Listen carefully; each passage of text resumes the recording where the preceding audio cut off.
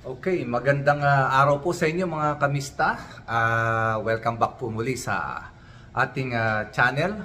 At meron po tayong muling pag-usapan, konting reaksyon, konting komento sa nangyayari sa ating lipunan. So, hindi naman na po siguro lingid o sikreto pa sa inyong kaalaman na ito pong bagong desisyon ng Supreme Court tungkol po rito sa ating Vice President na walang iba kundi si Sara Duterte. Naglabas na nga po ng desisyon ang Supreme Court na anong araw po, pinawawalang visa po ng Supreme Court ang impeachment laban po sa kay Vice President Sara Duterte. At ayon nga po sa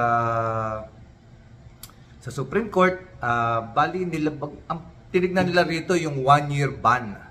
So, dahil po sa nangyaring ito, kung itutuloy man ng impeachment, ay next year pa po pwede uling mag-file o magsampa ng kaso ng impeachment laban kay VP Sara.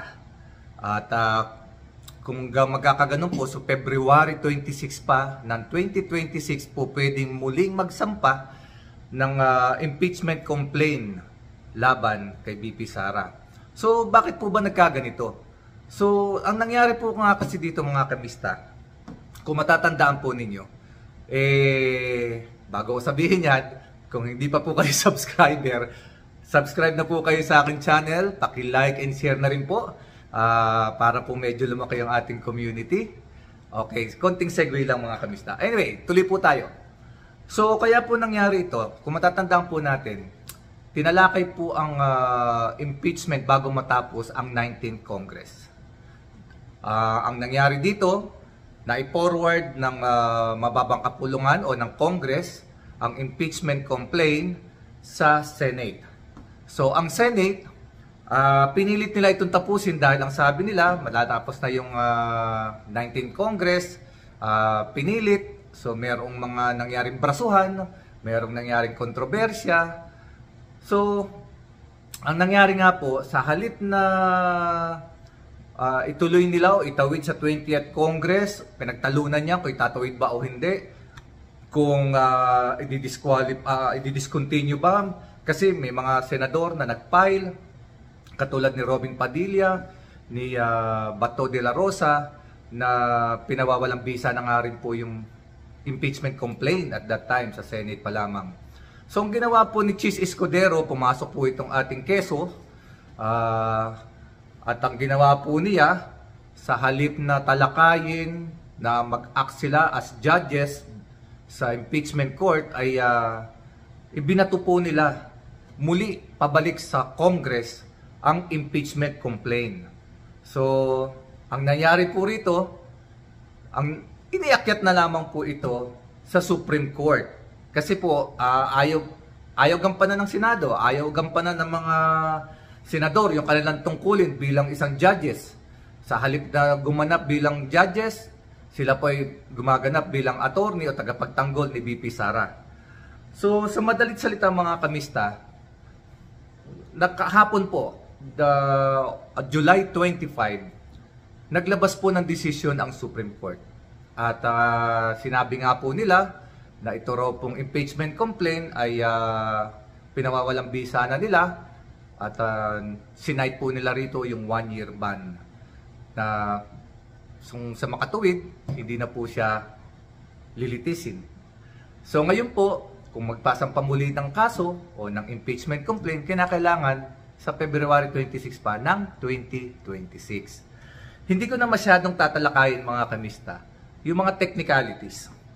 Alam naman natin, maraming pasikot-sikot yan.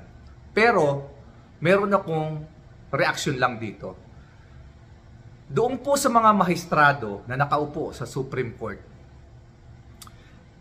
may napansin po lamang ako. Sa tingin ko, hindi nyo pa ito alam. Or, maaaring narinig nyo na, maaaring nakita nyo na, kung bakit nagkaganon. Kasi hindi mawawala sa isipan ng kahit sino kung bakit nagdesisyon ang Supreme Court ng ganong bagay.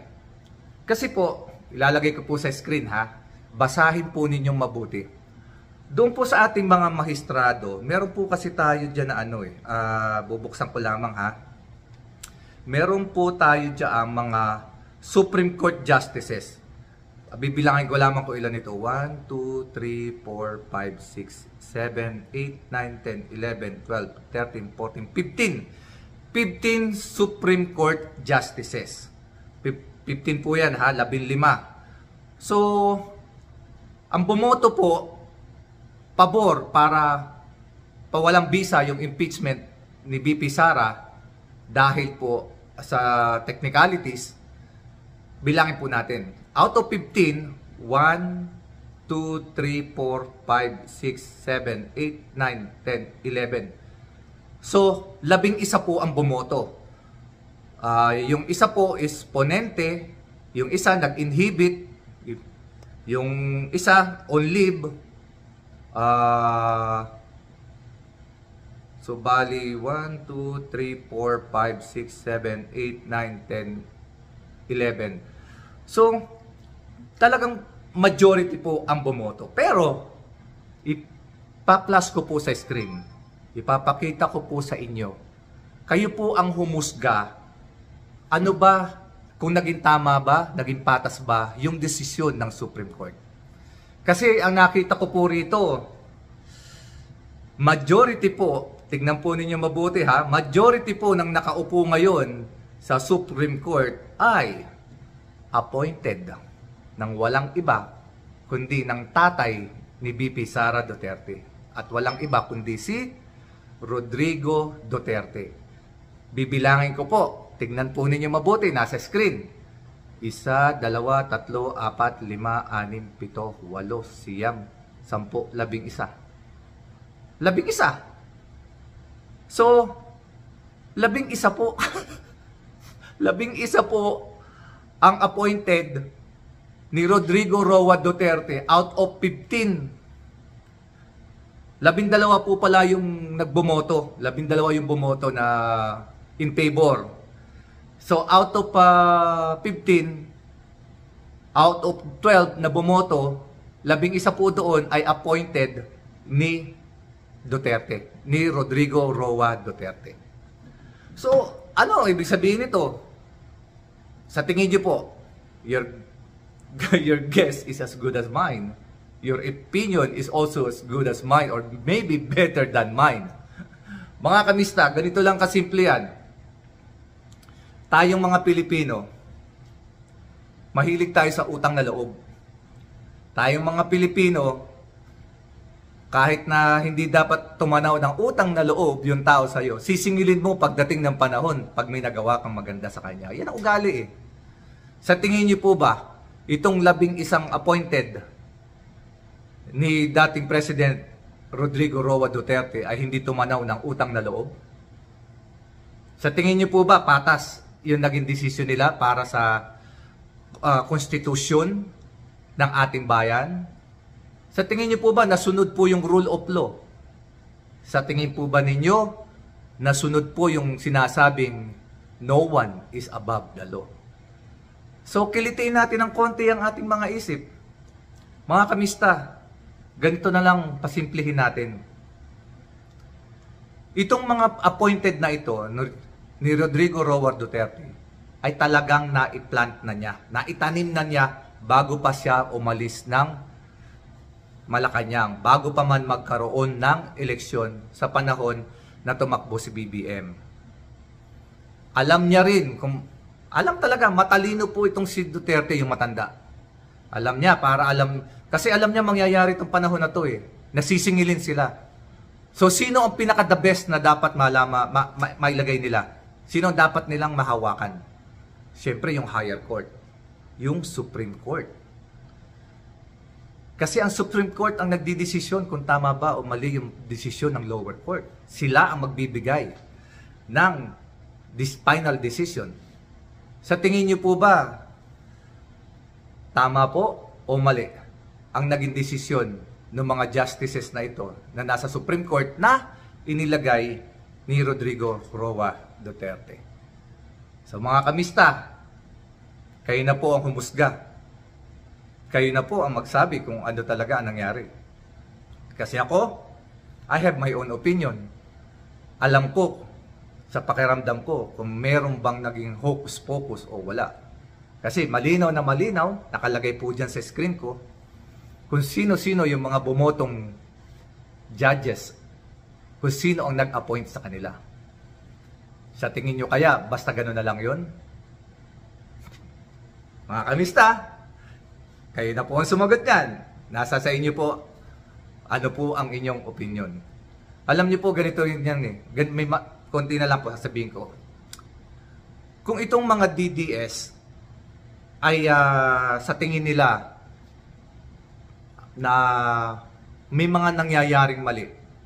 Although alam naman natin na alam nila na may nangyayaring mali.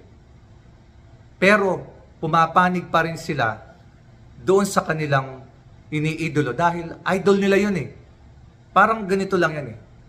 Okay lang na gumagawa ng mali yung aming idol. Basta idol namin to. So hindi na yung politiko ang may problema. Yung mga tao na. Sila na ang may problema. Sila na ang may problema sa sitwasyon. Yung mga tao. Hindi na yung politiko. Kasi the politicians are there para alam nyo na. Sabi nga nila, wag mong sisihin ng politiko. Sisihin mo yung mga nagpapaunggoy.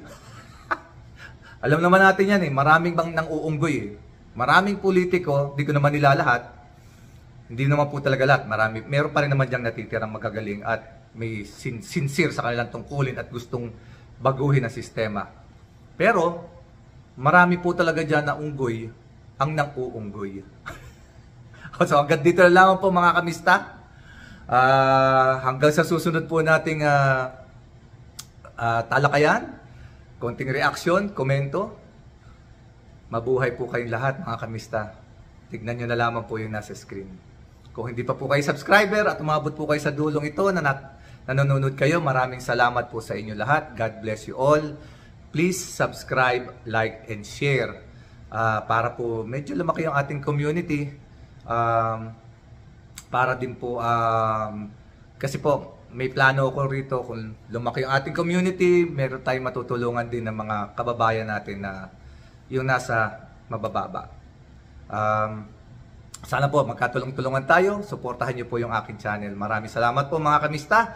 Sa kapatid nating mga Muslim, God bless you all. God bless us all. Assalamualaikum. Mabuhay po kayong lahat.